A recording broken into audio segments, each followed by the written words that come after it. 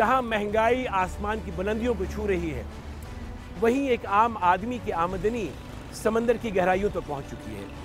अशियाए खुर्दोनोश की कीमतों में किसी भी किस्म की कमी वाक़ई नहीं होती। आखिर क्या वजह है कि इन अशिया की कीमतें अगर पेट्रोल की प्राइसेस से जुड़ी हुई हैं और पेट्रोल की प्राइसेस कम भी हो जाती हैं तो इन अशिया की कीमतों में कमी वाक़ई नहीं होती? क्या हुकूमत वक्त इस एरिया में भी फेल हो चुकी है?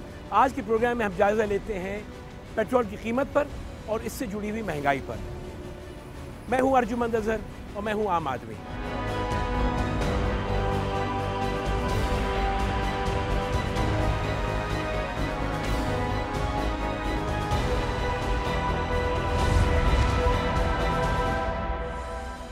पिछले 4 महीनों में पेट्रोल और डीजल की प्राइसेस में रिकॉर्ड की हद तक कमी आई है। आइए चल के देखते हैं ये पैकेज।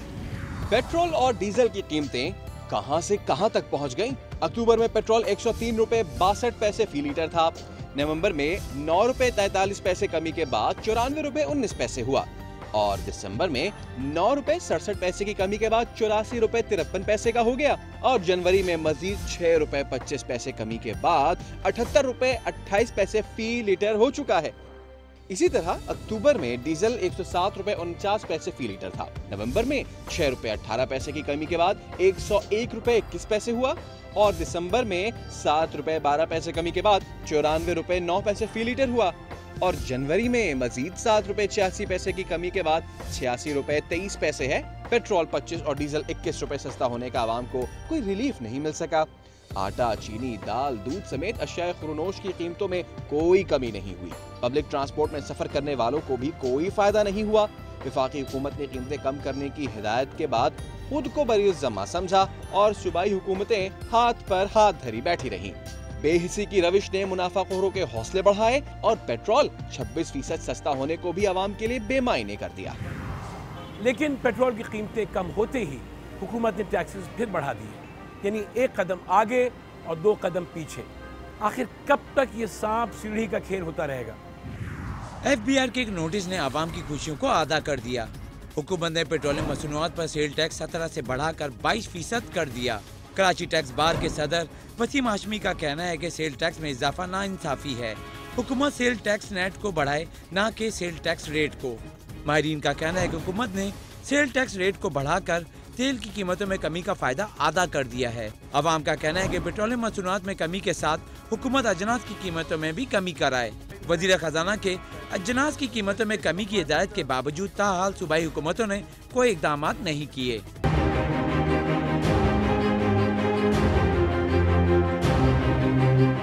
हुकूमत का कहना है कि टैक्सों की वसूली बहुत कम है, लेकिन आवाम से पेट्रोलियम मसनूआत पर बहुत से टैक्स देती है। इन टैक्सों में sale tax, withholding tax, federal excise duty, levy और दीगर टैक्सेस शामिल हैं। माशी माहिरीन का कहना है कि हुकूमत आवाम की जेब से फी लीटर पेट्रोल पर 25 से 30 रुपए टैक्स वसूल कर रही है। मुख्तलिफ इक़साम के टैक्सेस देने के बावजूद हुकूमत का एक ही रोना है कि टैक्स कम है, जिसे मजीद बढ़ाना होगा। अब सवाल ये पैदा होता है कि पेट्रोल की कीमतें कम होने के बावजूद क्या आवाम को कोई फायदा पहुंचा है?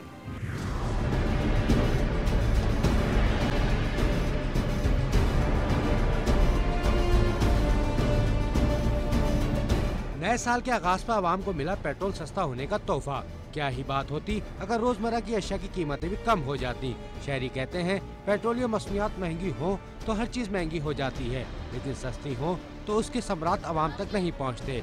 पेट्रोल तो हमें क्या फायदा, पेट्रोल से हमें तो सामान से फायदा है, सामान सस्ता करो। उम्मीद तो पूरी रखते हैं कि कम हो जाए, अच्छी बात है, लेकिन हमें नज़र तो ऐसे कुछ नज़र नहीं आ रहा। कर दिया पेट्रोल अकेला कम होने से आवाम को कोई रिलीफ नहीं मिलेगा। कोई और भी महंगाई कम होनी चाहिए। अकेले पेट्रोल से क्या आवाम को कोई रिलीफ नहीं है। रिलीफ नहीं मिल रहा भाई ने, क्योंकि पेट्रोल का रेट घटिया वा, ना कोई घ्यो का रेट घटिया, ना आटे का घटिया, ना चीनी का घटिया वा। कुछ फायदा तो हुआ नहीं है। ये मतलब पेट्रोल कम होगा, ना कोई आटा कम हुआ, ना चीनी, ना दाल, कुछ भी कम नहीं हुआ। पेट्रोल ये खा तो नहीं सकते ना। अनाज पे बेसिकली जो पैसे कम होंगे अनाज पे होंगे तो ही आवाम को रिलीफ मिलेगा। शहरी कहते हैं कि 3 माह से मुसलसल पेट्रोलियम मसनूआत की कीमतों में कमी हो रही है, मगर ट्रांसपोर्टर बसों के किराए कम करने को तैयार नहीं। 5 रुपये बढ़ते हैं या 3 रुपये बढ़ते हैं तो 50-50 रुपये चीज़ों पे बढ़ जाते हैं।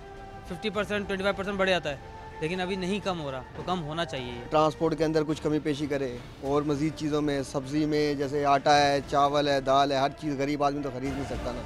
पेट्रोलियम मसनूआत की कीमतों में इजाफे पर दिन दुगनी रात चुगनी तरक्की करने वाली महंगाई कमी के नाम पर ढिठाई दिखा रही है और शहरी बेबस हैं।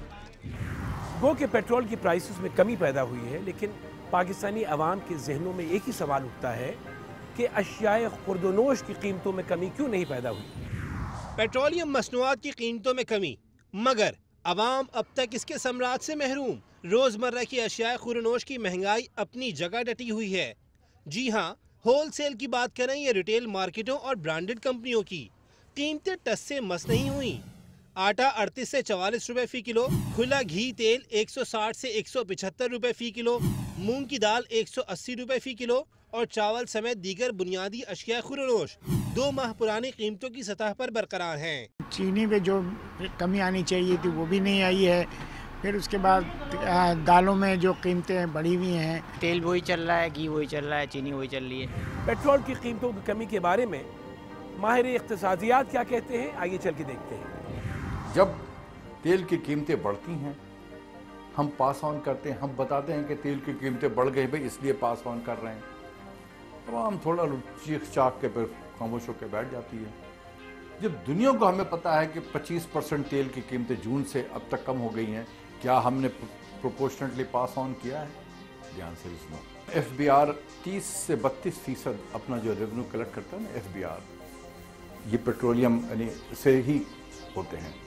ये गलत तासुर है कि जो चीज़ पब्लिक को मिलनी चाहिए उसको सेल्स टैक्स की मद में जो है उसको पूरा किया जाए। मोटे मोटे 5-6 टैक्सेस मिला लें तो ये जो है 25 से 30 रुपए पर लीटर हुकूमत टैक्स इजाफी जो है आवाम पे लगाती है। पाकिस्तान का मुस्तकबिल बड़ा ताबनाक नज़र आ रहा है मुझे, क्योंकि अब सोच बदल रही है, नई जनरेशन में वो पैदा हो रही है, वो बात जो पहले के लोगों में नहीं थी। अब वो हर चीज़ को बड़ी गहरी नज़र से देख रहा है। तो मुझे इसलिए जब एक जनरेशन तब्दील होती है और उसका सोच तब्दील होता है तो एक इनकलाब की सूरत पैदा होती है। इसलिए मुझे पाकिस्तान का मुस्तकबिल बड़ा ताबनाक नज़र आ रहा है। इन्हीं सड़कों पे मुझे एक खातून नज़र आई हैं जो खुद पढ़ के मुझ तक पहुँची हैं और कुछ कहना चाहती हैं। क्या कहना चाहती हैं आप? मैं कहना चाहती हूँ महंगाई कम हो जाए, बहुत कम हो जाए। लोगों को बहुत परेशानी हो रही है। गरीब जैसा था, खा नहीं सकता, पी नहीं सकता, ओढ़ नहीं सकता, खरीद नहीं सकता। हर चीज़ महंगी से महंगी बढ़ती जा रही है। एक साहब से मुलाकात हुई, आप नाम बताएंगे? नूर अहमद साहब जी। आप क्या करते हैं? ये आपके सामने फ्रूट का ठेला है। हाँ।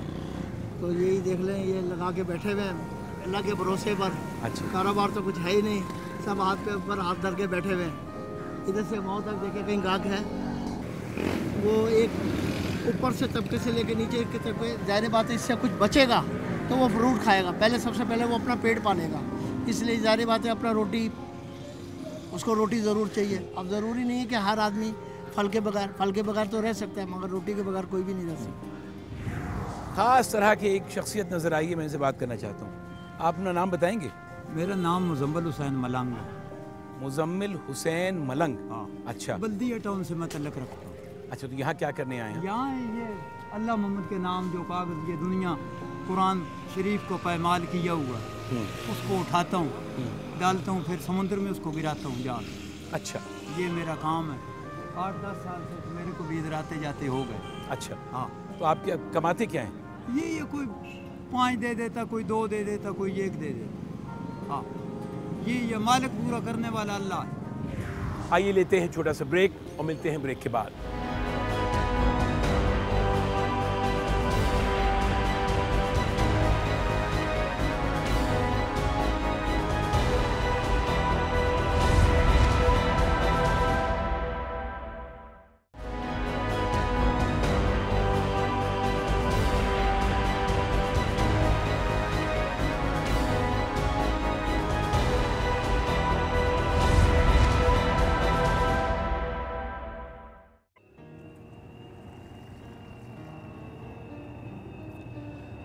नाज़रीन, आज मैं आपको जिस शख्सियत से मिलवा रहा हूँ, इनको मैं कराची की सड़कों पे कोई 20-25 साल से देख रहा हूँ। मुख्तलिफ़ मुकाम पे अपनी दुकान सजाते हैं और काम करते हैं। टिशू बॉक्सेस बेचते रहे साल से। मुझे एक बात अभी तक अच्छी तरह से याद है कि अगर ये टिशू बॉक्स का डब्बा 70 रुपए का या 60 रुपए का होता है और मैं इनको 100 रुपए दे दूं और कहूं कि बकिया पैसे रख लो, तो ये कभी नहीं रखते। इनकी तबीयत में इनकिसारी है, अल्लाह के बड़े शुक्रगुजार बंदे हैं।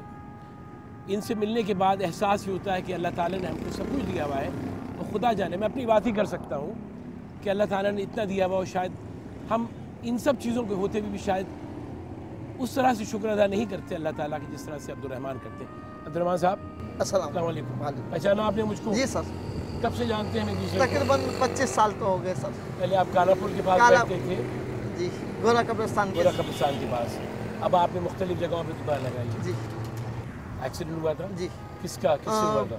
बस के साथ होली फैमिली अस्पताल के सामने सोल्जा बाजार में। बस से गिर गए थे? बस से गिरे नहीं तो फुटपाथ के ऊपर था, खड़े हुए थे? खड़ा हुआ था और उसके ऊपर गाड़ी बस चल गई। बस आउट कंट्रोल से बाहर हो गई? जी सर। आपको मारा आके? जी। उसके बाद नतीजे में आपकी कान जो है 2 महीने के बाद पहले सिविल में मेरे को दाखिल किया, उधर पॉइजन हो गया, जहर फैल गया। फिर हमारी जमात ने जो है ना सिविल से उठा के डायरेक्ट चरानिया अस्पताल में इलाज करवाया। डॉक्टर आरिफ मोटन। फिर क्या हुआ? उसके बाद टांग काट दी गई? फिर उसके बाद टांग काट दी गई। 2 महीने के बाद मैंने सोचा यार ऐसे घर में बैठना तो बेकार है, तो बंदा कुछ अपने लिए कोई काम सोचे। पहले फूल बेचे मैंने। अच्छा, जब आपको बस से मारा, आप जख्मी हुए, आपको ले गए, क्या हुआ इसका नतीजा? बस के ड्राइवर को पकड़ा, बस के ड्राइवर के मालिक को पकड़ा? किसी को नहीं पकड़ा, भाग गया। भाग गए? जी सर। ये तो पाकिस्तान में बहुत होता है। ये तो होता है। क्यों होता है आपके ख्याल में? वो असल में घबरा जाते, डर जाते, गरीब आदमी नहीं। पुलिस क्या करती है भाई? पुलिस जब सब निमटने के बाद आती है। पहले स्टार्टिंग जो है फूल से किया, फूल के बाद अखबार बेचा, अखबार के बाद टिशू और कपड़े का काम समझ आया। और यही करते हुए आया हुआ, अल्लाह का शुक्र है। आज तक मेरे मालिक का मैं जितना शुक्र अदा करूं इतना कम है। अल्लाह मेरी औकात से ज़्यादा ही देता है, अच्छी रोज़ी मिल जाती है, बच्चों का पेट अच्छा पल जाता है। बच्चे कितने हैं आपके? मेरे 3 बच्चे। 3 बच्चे? जी। माशाअल्लाह। 2 बेटी है, 1 बेटा है। बेटा सॉफ्टवेयर इंजीनियर का कोर्स कर रहा है। Software engineer? जी सर। क्या उम्र है बेटी की आपकी? 19 साल। 19 साल? जी सर। और बेटी की उम्र क्या है? बेटी की 14 साल, एक बेटी की 12 साल। अच्छा जी। और आप बेटियों को पढ़वा रहे हैं? जी सर। शादी कर देंगे? उनको मैट्रिक तक पढ़वाया एक बेटी को, उसके बाद उसका सिलाई का काम सिखा रहा हूँ, और एक को जो है मेहंदी का और ये काम सिखाऊंगा। अच्छा जी। वो भी किसी की जो है ना शोर बेरोजगार भी हो या कुछ हो तो अपना रोजगार घर में बैठ के भी कर सकती है। आपने कहा एक बेटी की आपने मंगनी कर दी? एक बेटी की मंगनी कर दी, इंशाल्लाह अगले साल शादी करूँगा। क्या करता है आपका होने वाला दामाद? दुबई में। अच्छा जी। मनी एक्सचेंज का उसमें अच्छा, काम उसमें काम करते हैं। आपकी फैमिली में और कौन कौन है? भाई बहन भी है? बहन भाई भी है। अच्छा, बहनों की शादी भी मैंने सुना? 2 बहनों की शादी मैंने अपने खुद अपनी कमाई से? अपनी कमाई से।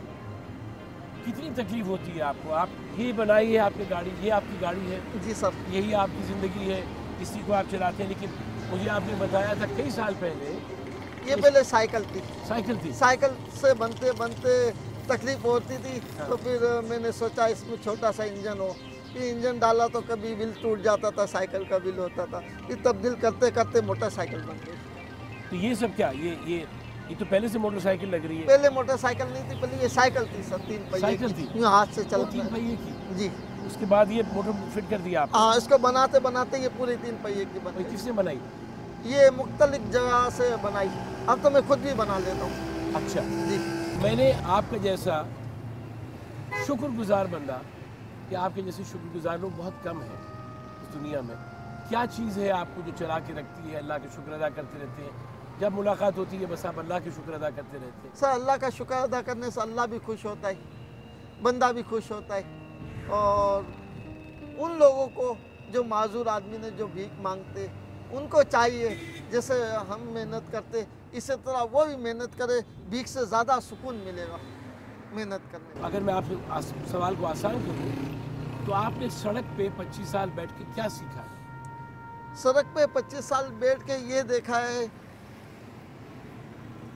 लोग जो है ना देखते माजूर आदमी ने कैसे काम कर रहा है, और मदद के लिए मुझसे टिश्यू भी ले लेते। यानी खुदा का खौफ रखते खुदा हैं। का खौफ रखते। पाकिस्तान में आप ये है, देखते अभी हैं। पाकिस्तान में है। आप ये टिश्यूज बेचते हैं, आपका रोज की कमाई होती है? जी सर। कितने दिन आप काम करते हैं महीने में? 300 दिन। 30 दिन? जी सर। भाई छुट्टी कब करते हैं? छुट्टी नहीं। क्यों?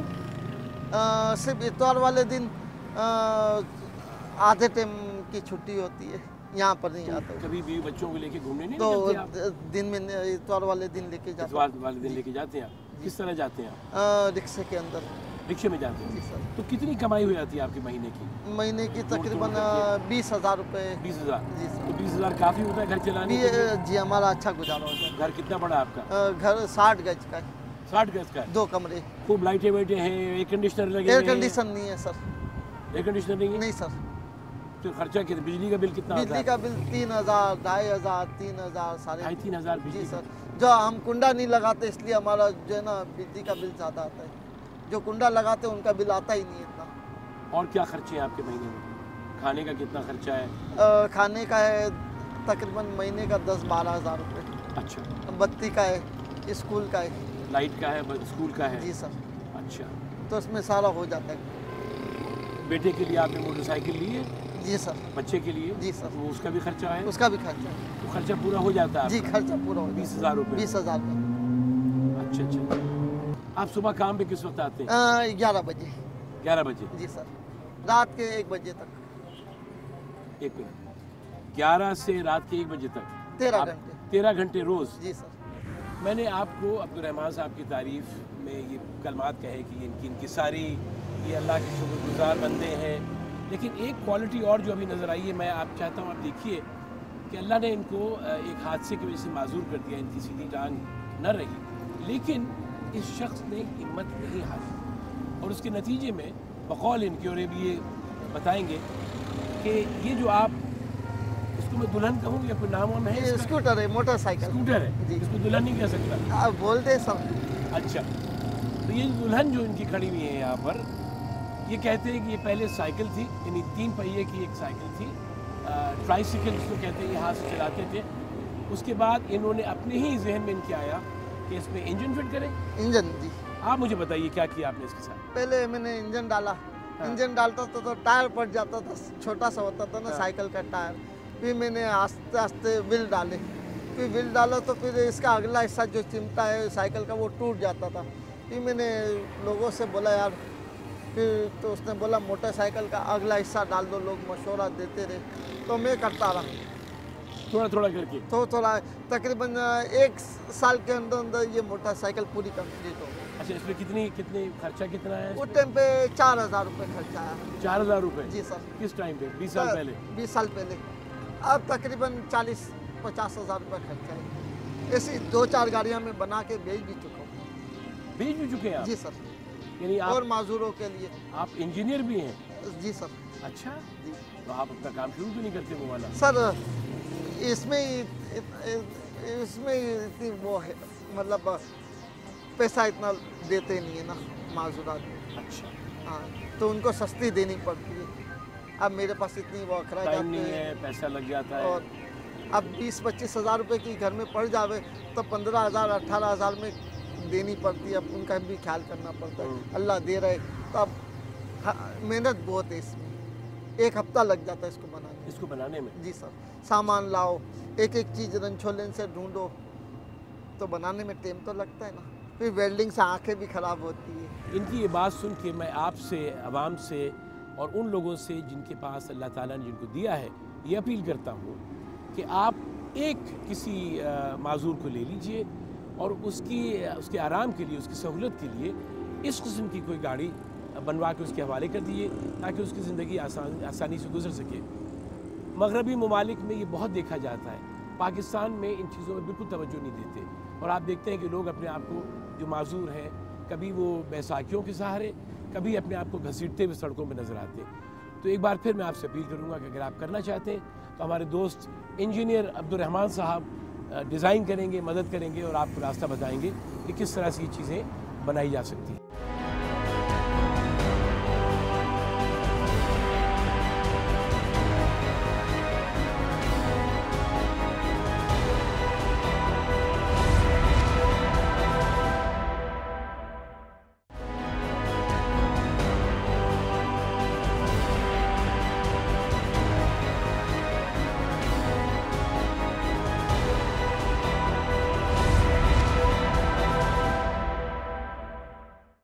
चंद हफ्ते कबल आमदनी अठन्नी खर्चा रुपया में दिखाए जाने वाले सिक्योरिटी गार्ड सलीम और उसके खानदान की रूदात सुनाई थी। अल्लाहु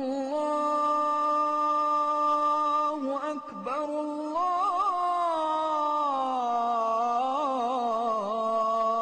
अल्लाहु अकबर, ला इलाहा इल्लल्लाह। रात जितनी भी तवील हो, उसके नसीब में रोशन उजाला सवेरा है। ये छोटा सा आम सा घराना भी, चाहे रात को भूखा सोया हो, चाहे लोड शेडिंग का अजाब सहा हो, चाहे रात करवटें बदलते हुए गुजरी हो, लेकिन सुबह के अव्वलीन दस्त पर उठना और खालिक के कायनात के आगे सर झुकाना यहाँ का मामूल है। मैं गारमेंट फैक्ट्री में एज अ चेकर जॉब करती हूँ। मेरे मियाँ सिक्योरिटी गार्ड जॉब करते हैं। हम दोनों की सैलरी मिला के तकरीबन 20,000 रुपये बनती है, जिसमें हमारी 4 बेटियाँ हैं। 2 बेटियाँ मेरी गवर्नमेंट स्कूल में पढ़ती हैं और एक को भी मैं पढ़ा नहीं पा रही, एक जिस्मानी तौर पर माजूर है, जिसकी वजह से हम लोग हो जाएगी बच्चों को बहुत क्राइसिस में आ गए हैं। मेरे मियाँ शाम में 5 बजे जाते हैं जॉब के लिए और रात को 1 बजे आते हैं। मैं सुबह 7:30 बजे निकलती हूँ और शाम को 5 पौने 6 तक 6 बजे तक मैं आती हूँ। राशन में इतना खर्चा हो जाता है कि पैसे बच ही नहीं पाते कि हम अपनी बच्चियों पे या उसकी अच्छी परवरिश पे हम लोग लगा सकें या इसको अच्छे से अच्छे डॉक्टर को या प्राइवेट इलाज करवा सकें। मैं ये चाहती हूँ कि मेरी बच्ची जल्द से जल्द सेहतमंद हो जाए। बस ये मेरे बच्चों को मैं सही मानों में तरबियत नहीं दे पा रही। बस सबसे बड़ा दुख यही, मैं अपने बच्चों को सही मानों में तरबियत नहीं दे पा रही।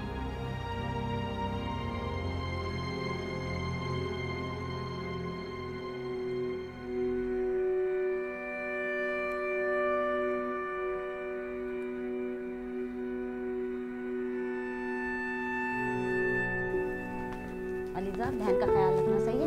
वो जा रही हूँ।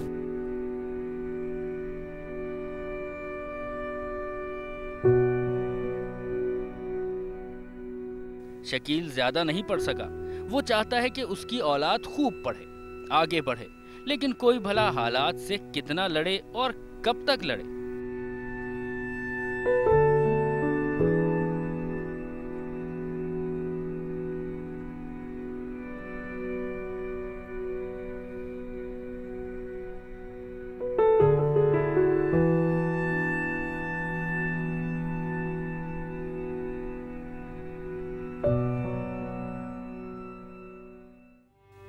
इस बच्ची के 12 ऑपरेशन हो चुके हैं, लेकिन अभी तक वो जिंदगी की भरपूर सरगर्मियों में शामिल नहीं हो सकी।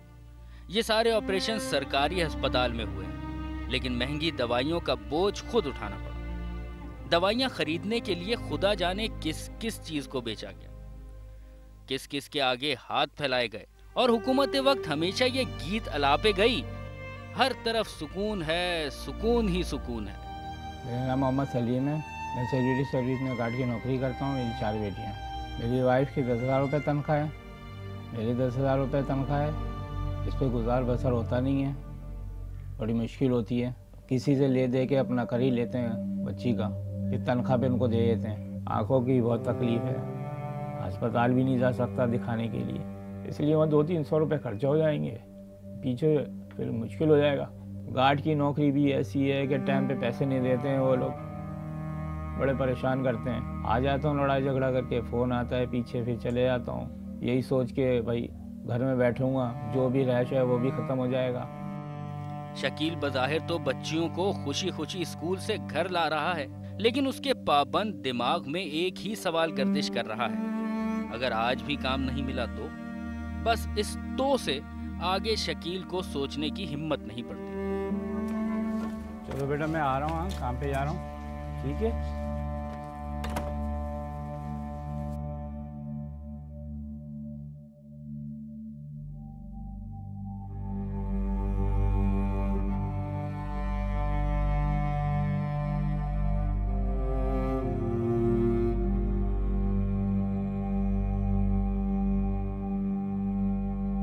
है भाई? ठीक ठाक मजे में?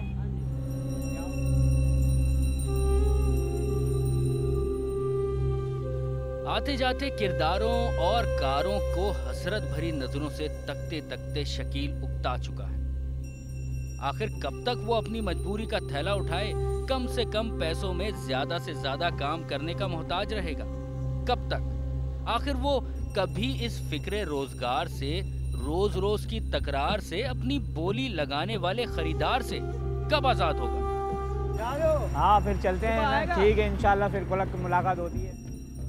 आज भी शकील की दिहाड़ी नहीं लगी। आज तो उसकी हिम्मत ही नहीं हो रही अपनी बच्चियों का सामना करने की और फिर वर्दी पहनकर घर से निकलने की।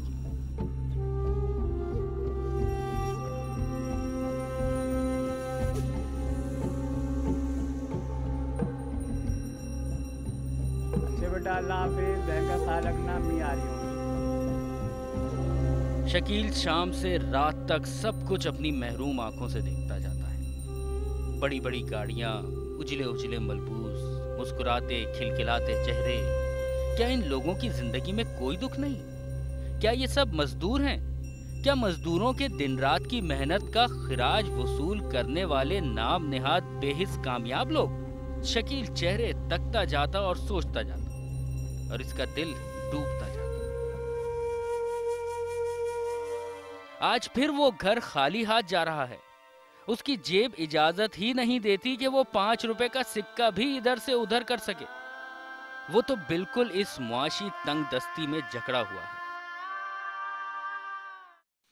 इस खानदान की खस्ता हाली को देखते हुए हमें फेसबुक, फोन कॉल्स और ईमेल्स पे बेहतरीन रद्द अमल आया। इसमें बहुत से हजरात ने बढ़कर सलीम और उसकी फैमिली की माली मदद की पेशकश कर दी। दुनिया के सबसे ताकतवर मुल्क यानी अमेरिका के सदर ने 2 आम आदमियों से माजरत की। किस बात पे माजरत की, आइए चल के देखते हैं।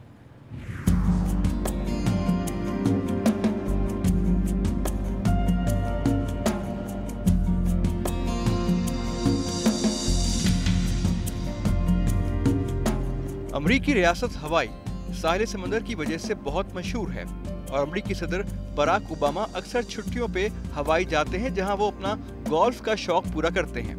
हाल ही में उनके हवाई के दौरे के दौरान जब उनको एक गोल्फ कोर्स में जाना था तो उनकी वजह से अज़दवाजी रिश्ते में बनने वाले एक जोड़े को मुश्किल का सामना करना पड़ा। निताली और एडवर्ड, जो दोनों आर्मी में कैप्टन हैं, उनकी शादी में सिर्फ 1 दिन पड़ा था जब उनको बताया गया कि उनको अपनी शादी की जगह तब्दील करना होगी, क्योंकि सदर ओबामा वहां गोल्फ खेलने के लिए आना चाहते हैं। जबकि उस कपल ने ओबामा साहब को अपनी शादी में शिरकत की दावत भी दी थी, क्योंकि उनको पता था कि वो शहर में मौजूद हैं। पहले तो ओबामा ने शादी में शिरकत से माजरत कर ली, लेकिन व्हाइट हाउस के अगले नोटिस में उनको शादी की जगह तब्दील करने का हुक्म दिया गया। दुल्हन की बहन जैमी का कहना था कि पहले माजरत का खत आया और फिर जगह तब्दील करने की हिदायत। हम सब हैरान हो गए। दुल्हन काफी स्ट्रेस में आ गई, क्योंकि महीनों की शादी की तैयारियां सब तहस नहस होने के साथ साथ एक नई जगह का इंतजाम करना कुछ आसान न था। न्यूज रिपोर्ट्स के मुताबिक हड़बड़ाहट में उन्हें अपने किसी आला ऑफिसर के लॉन में शादी की तकरीब मुनक्किद करना पड़ी।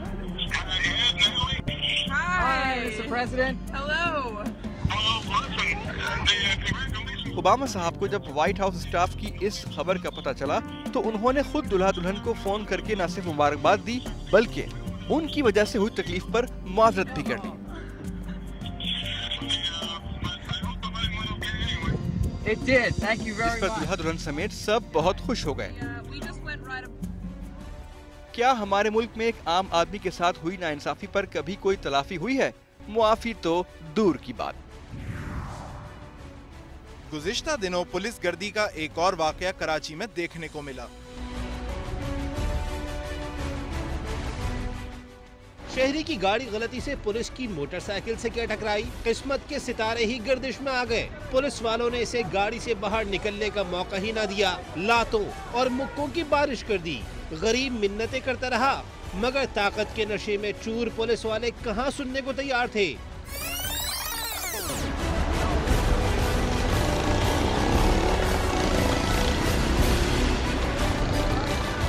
लोग मदद को आए तो अहलकार ने बंदूक तान ली और गालियों से भी नवाजा।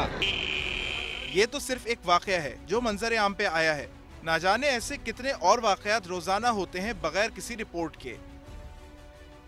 आम आदमी के लिए ये पुलिस गर्दी कोई नई और हैरान कुन बात नहीं, लेकिन आखिर कब पुलिस बदलेगी रवैया और कब आम आदमी की कोई सुनेगा?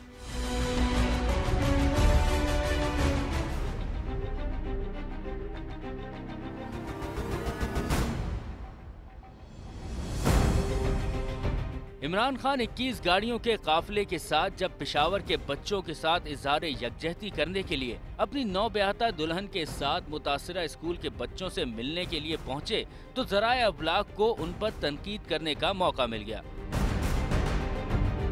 और खान साहब पर खुलकर तनकीद की गई, जिसके जवाब में दूसरे ही दिन इमरान खान ने कहा कि वो आइंदा सिक्योरिटी के लिए अपने साथ इतनी ज्यादा गाड़ियां लेकर नहीं जाएंगे। सिर्फ 6 गाड़ियां थी जो प्रोटोकॉल की थी, बाकी क्योंकि मैं पहली दफ़ा अपनी बीवी के साथ गया था, हमारे सारे वजीर भी पहुंच गए, हमारे एमपीएस भी पहुंच गए, वो प्रोटोकॉल बड़ा लगा। लेकिन मैंने भी टीवी पे देखा है, मैं आज सारी कौम के सामने कह रहा हूं कि आगे से आप कभी प्रोटोकॉल, यानी वो जो आपको प्रोटोकॉल लगा वो तो सारी हमारी पार्टी के लोग सारे साथ आ गए रिसीव करने के लिए एयरपोर्ट, लेकिन हमने टीवी पे देख के फैसला किया है आप कभी किसी किस्म का मेरे साथ प्रोटोकॉल नहीं देखेंगे, जिस पर सब लोग बहुत खुश हुए। अब देखना यह है कि इमरान खान अपना ये वादा कहां तक पूरा करते हैं और उनके इस बयान से हमारे हुकूमती नुमाइंदों पर भी असर होता है या नहीं, इसलिए कि अवाम तो अपने तमाम कौमी सरबराहों के प्रोटोकॉल से तंग आ चुके हैं।